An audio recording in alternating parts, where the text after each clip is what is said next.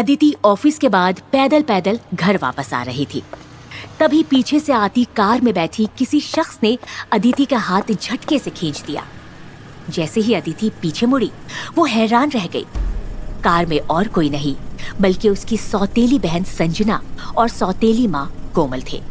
लगता है इसके लूजर हस्बैंड के पास कार नहीं है। क्या करे, बेचारी के किस्मत ही खराब है। मेरे पति के बारे में अनाप शनाप कहना बंद करो। It's none of your business.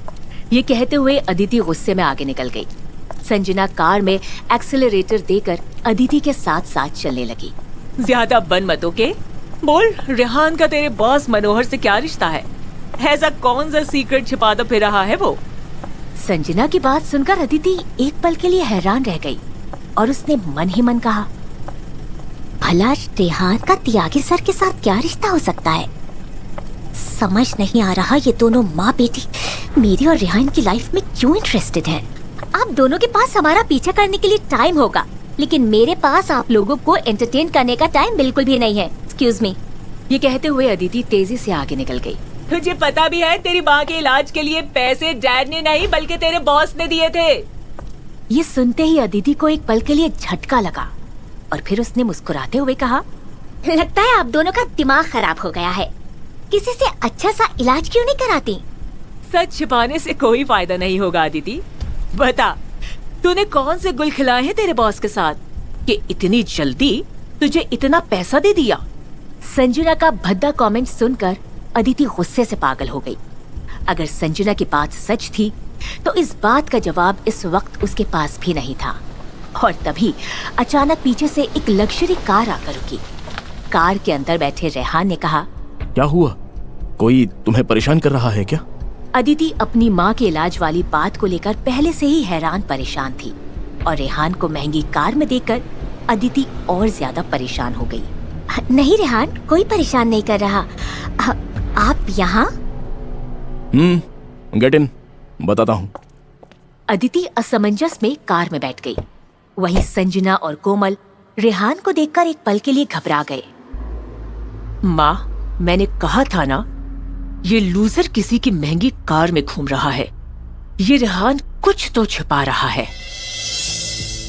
Rehan, आपने बताया नहीं, आप यहाँ क्या कर रहे हैं और ये किसकी कार है? कार में बैठी अदिति की बात सुनकर रेहान अंदर ही अंदर मुस्कुरा रहा था। यू नो ना, मेरे पास जॉब नहीं है तो अपनी कार कैसे होगी? दोस्त की है, मांग ली थी, सोचा तुम्हें आज लॉन्ग ड्राइव करा दूं। हो, ये बात है। ये संजना भी ना, उसने आपको कार में देखा होगा और उसे लगा कार आपकी है। पता नहीं और भी क्या क्या बकवास कर रही थी। ये कह रही थी माँ के इलाज के लिए मेरे डीबी ग्रुप के बॉस ने पैसे दिए हैं। ये सुनते ही रेहान एक पल के लिए घबरा गया। उसने मन ही मन कहा, आखिर इस संजना को कैसे पता लगा ये सब? ये मेरे पूरे प्लान पर पानी फेर देगी। तुम्हारी बहन तो कुछ भी बकवास करती रहती है। उन दोनों से जितना दूर रहो उतना बेहतर है तुम्हारे लिए। इन लोगों ने तुम्हें शादी के नाम पर भी धोखा दिया है। आप ठीक कह रहे हैं। अच्छा, एक इंटरेस्टिंग बात बताती हूँ। पता नहीं आज कैसे मेरा क्लाइंट मीटिंग का प्रेजेंटेशन खराब हो गया और गेस व्हाट, मुझे किसने बचाया? खुद डैनी बॉस ने।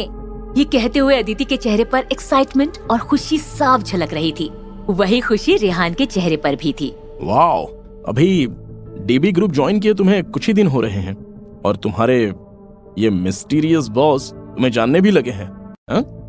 अदिति ने इतराते हुए कहा, वो तो है, बस अब एक बार आपकी जॉब लग जाए तो हमारी लाइफ सेट हो जाएगी। अगले दिन अदिति, वंश और अपने बाकी कलीग के साथ मीटिंग रूम में बैठी हुई थी। मनोहर त्यागी मीटिंग को लीड कर रहा था। गाइस, हम लोग बहुत ही अग्रेसिवली आगे बढ़ रहे हैं। आप सबकी जिम्मेदारी बढ़ गई है। अदिति, तुम नहीं हो, तुम्हें खास ध्यान रखना है। हमें अब छोटे छोटे बिजनेसेस को डीबी ग्रुप में मर्ज करना है और डैनी बॉस पर्सनली चाहते हैं कि ये काम अदिति लीड करे। लेकिन सर, मार्केटिंग और बिजनेस फंक्शन तो मैं लीड करता हूँ। तुम भी कंपनी के लिए इक्वली इंपॉर्टेंट हो, लेकिन यू नो, डैनी बॉस ने कुछ सोच समझ कर ही ये डिसीजन लिया होगा। Let Aditi handle this time. Thank you Tyagi sir, मैं पूरी कोशिश करूंगी कि आपको बिल्कुल भी डिसअपॉइंट ना करूं। ये कहते हुए अदिति के चेहरे पर मुस्कान थी और वंश के चेहरे पर गुस्सा। अदिति, तुम मुझे लांघ कर मुझसे आगे जाने की सोच तो रही हो, लेकिन मैं ऐसा होने नहीं दूंगा। ये कहते हुए वंश गुस्से में मीटिंग रूम छोड़कर चला गया। वहीं अदिति नई रिस्पॉन्सिबिलिटी मिलने से बहुत खुश थी और वो जी जान लगाकर छोटे बिजनेसेस की सर्च में लग गई। लेकिन तभी वंश अदिति के केबिन में आया और उसने कहा, Aditi, if you need something let me know. Thank you Vansh. Come on Aditi, तुम्हें क्यों लगता है कि मैं अभी भी तुम में इंटरेस्टेड हूँ? सी, जब से प्रियल मेरी लाइफ से गई है, I am a changed man. Good for you वंश। वैसे भी मैंने तुम्हें बताया, मैं मैरिड हूँ। ऑफ कोर्स अदिति, बस मैं तुम्हारी मदद के लिए आया हूँ। इनफैक्ट मेरे पास कुछ क्लाइंट्स का डेटा है, तुम चाहो तो यूज कर सकती हो। अदिति को इस वक्त क्लाइंट्स की जरूरत थी और उसने कहा, are you sure? Of course Aditi, हमें टीम बनाकर काम करना है। आफ्टर ऑल हम दोनों एक ही ऑर्गेनाइजेशन के लिए काम कर रहे हैं। लेकिन तुम्हें मेरे केबिन से मेरा लैपटॉप लाना होगा, प्लीज। अदिति वंश पर भरोसा करके उसके कैबिन से लैपटॉप लेने चली गई। लेकिन उसे क्या पता था कि वो वंश पर भरोसा करके बहुत बड़ी गलती कर रही थी।